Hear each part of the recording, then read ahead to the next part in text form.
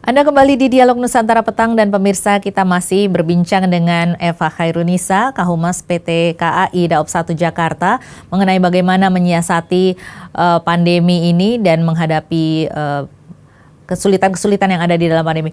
Nah kemudian Mbak Eva, ini kan tentunya di masa seperti ini, di tengah-tengah pandemi, PT KAI tetap harus memberikan pelayanan yang prima begitu ya. Nah ini kesulitan-kesulitan apa yang dihadapi, apa bedanya dengan sebelum di pandemi?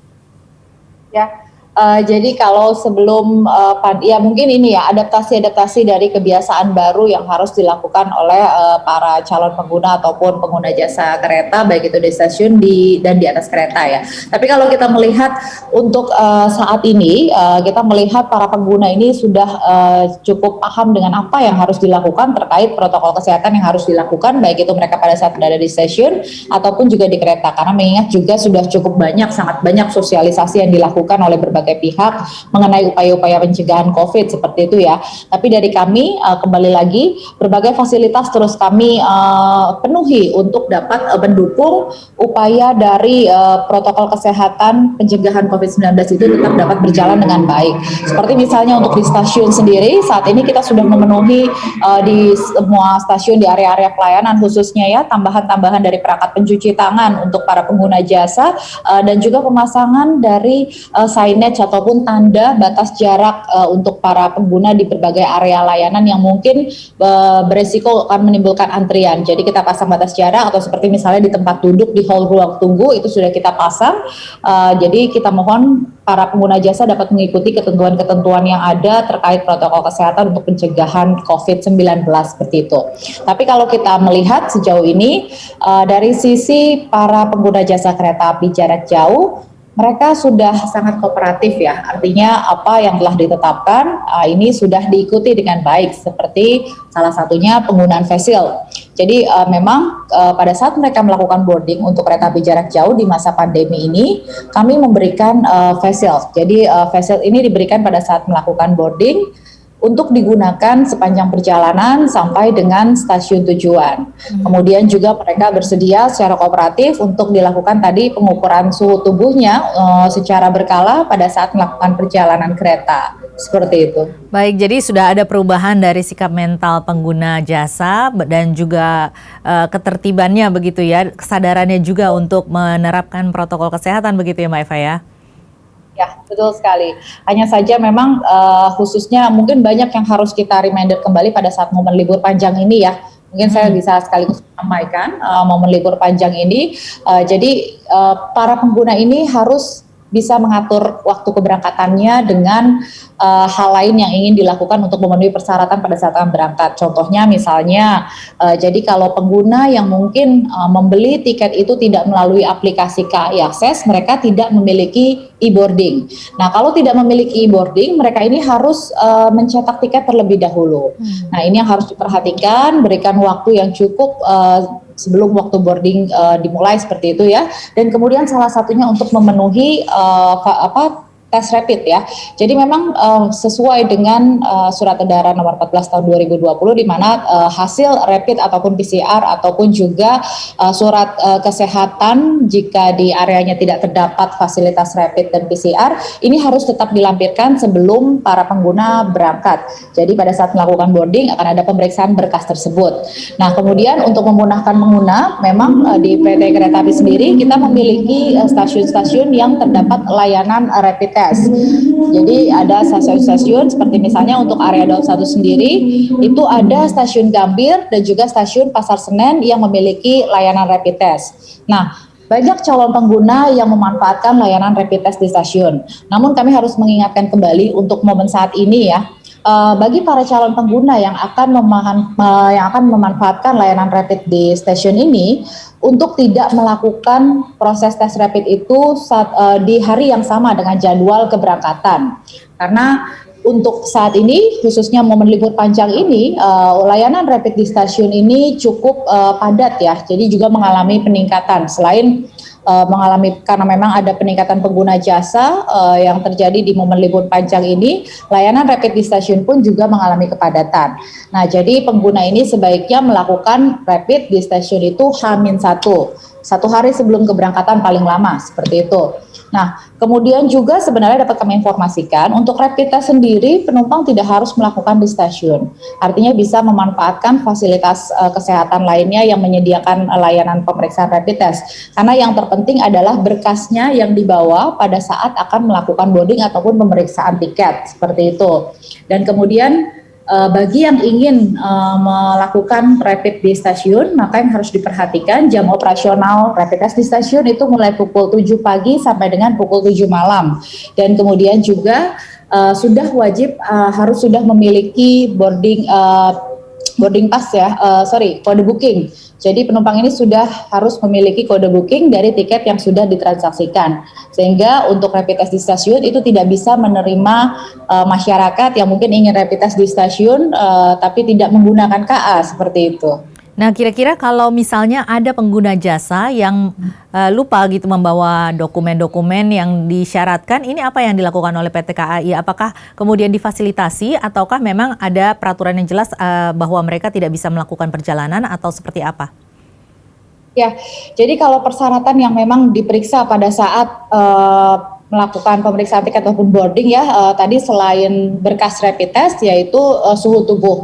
Nah, jadi kalau misalnya mereka tidak memiliki berkas rapid test meskipun mereka sudah memiliki tiket, tidak diperkenankan untuk berangkat. Dan ini tiket bisa dikembalikan ya, di refund seperti itu. Sama halnya dengan pemeriksaan suhu tubuh. Meskipun mereka sudah memiliki berkas rapid test, namun pada saat dilakukan pemeriksaan suhu tubuh saat akan berangkat dan didapati suhu tubuhnya itu di atas 37,3, maka tetap pengguna tersebut tidak diperkenankan untuk melanjutkan perjalanan. Nah, terkait hal ini, biaya tiket yang sudah ditransaksikan akan dikembalikan secara penuh 100% dan dibantu oleh petugas prosesnya.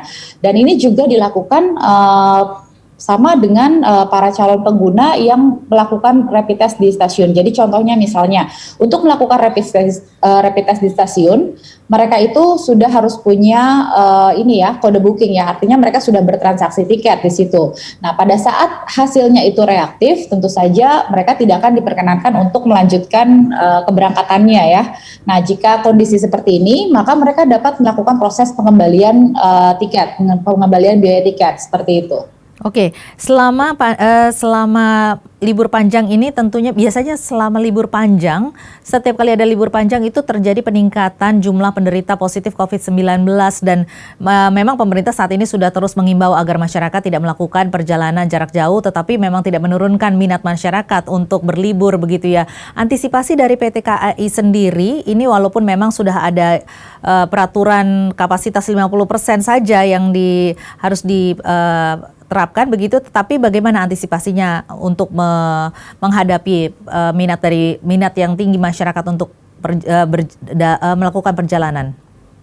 Ya, jadi tadi antisipasinya ya, kita juga menambah jumlah perjalanan KA. Jadi untuk dapat mengakomodir minat dari masyarakat yang ingin tetap melanjutkan perjalanan, kita menambah jumlah perjalanan KA. Mungkin untuk di libur panjang ini, momen libur panjang ini, akan terdapat sebanyak 27 perjalanan KA per hari sampai dengan 27 perjalanan KA per hari yang akan berangkat dari area Daob 1 Jakarta. Namun demikian kita pastikan meskipun perjalanan KA ditambah dan kemudian juga tadi jumlah penumpang meningkat ya hingga 3 kali lipat, ini kita pastikan kembali protokol kesehatan kami konsisten akan terapkan baik itu di stasiun ataupun juga di dalam rangkaian KA. Ada sanksi-sanksi tidak Mbak Eva jika ada penumpang yang tidak mematuhi protokol kesehatan? Ya, sebenarnya sih kalau kita ada penumpang yang, jadi ini tugasnya petugas ya, petugas di lapangan ini akan mengingatkan jika mungkin penumpang ada yang lupa menggunakan maskernya atau menggunakan face shield-nya seperti itu, ini akan diingatkan oleh petugas. Namun jika penumpang tersebut tidak kooperatif ataupun tidak bersedia mengikuti apa yang menjadi arahan petugas, maka akan diturunkan di stasiun terdekat seperti itu untuk melakukan proses lebih lanjut, tidak dapat melakukan perjalanan ya.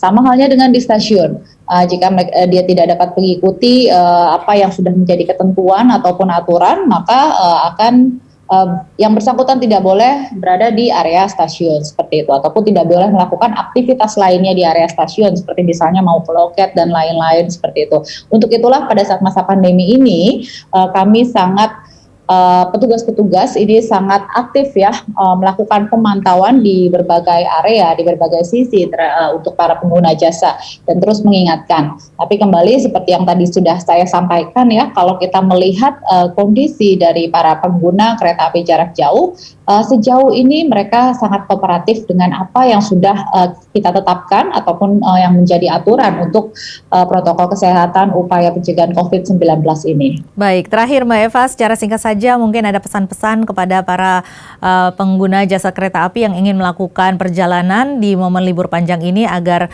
juga bisa melakukan perjalanan dengan aman di tengah pandemi COVID-19 ini. Baik. Tadi ya tentunya kami menghimbau para pengguna jasa untuk bekerja sama mengikuti semua protokol dan juga ketentuan yang telah ditetapkan, dan kemudian juga pada libur panjang ini tadi yang akan menggunakan jasa layanan rapid di stasiun, maka mohon untuk melakukan proses rapid itu 1 hari sebelum keberangkatan, dan kemudian juga kami himbau para pengguna jasa menyiapkan berkas-berkas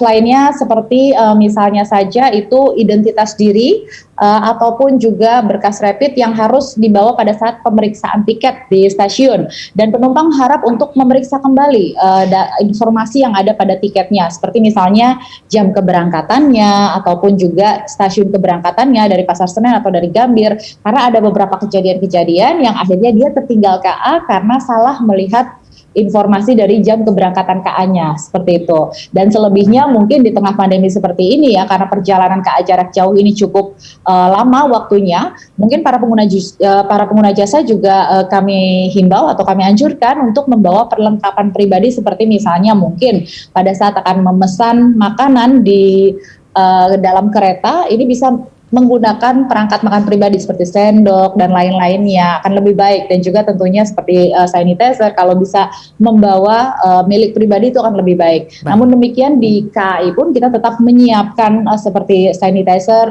untuk para pengguna jasa pembersih tangan itu baik di stasiun ataupun di dalam rangkaian KA. Baik, Mbak Eva, terima kasih banyak sudah bergabung bersama kami di Dialog Nusantara Petang.